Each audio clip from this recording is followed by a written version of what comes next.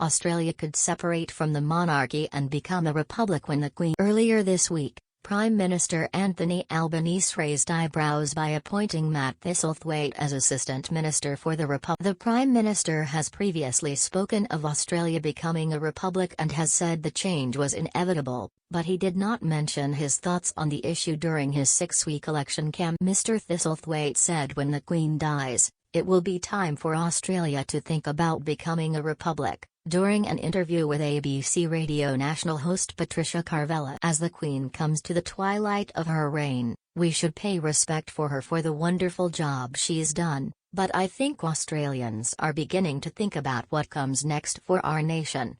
It's time we start the serious conversation once again. And looking to have one of our own as our head of state, to recognize that independence and maturity going forward. The Assistant Minister for the Republic appears to hint at making the bold move once the Queen's reign comes, but to make the change to a republic would require the government to issue a public referendum so Australians can vote on the. If a majority of Australians both nationally, and in a majority of states, support the move, then the Constitution can be amended. Mr. Albanese's move to appoint an Assistant Minister for the Republic has been welcomed by the Australian Republic movement, which campaigns for an Australian head of state. But others called the decision sad and reckless. We are on our way, tweeted prominent Republican and author P. Let the record show, for the first time in the history of the Commonwealth, Australia has a member of the government singularly devoted to removing the Crown and helping Australia become a republic. Fitzsimons said the revelation is the best news for the a quarter century. Australia's head of state should live here, be a proud Australian and be able to unify our nation in times of celebration or crisis, something the King or Queen of the United Kingdom could never do or be, and this appointment will help make this a reality.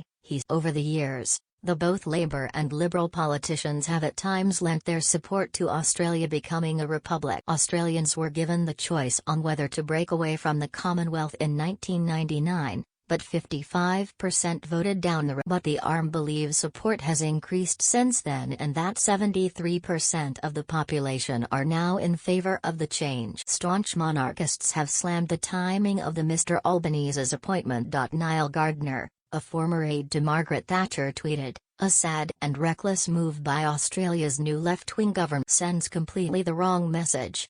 Jack Barton, from the University of Queensland Monarchists League, called it a slap in the face to those down under loyal to Queen. "I think it's absolutely ridiculous. It's come at the worst possible time with an utter show of disrespect to the Queen, and Labour has a disregard for any of the people in Australia who want to celebrate the Queen." In another shake-up, Mr. Albanese has promised a referendum on giving Aboriginal Australians an institutional role in policymaking that would be amended into the Constitution.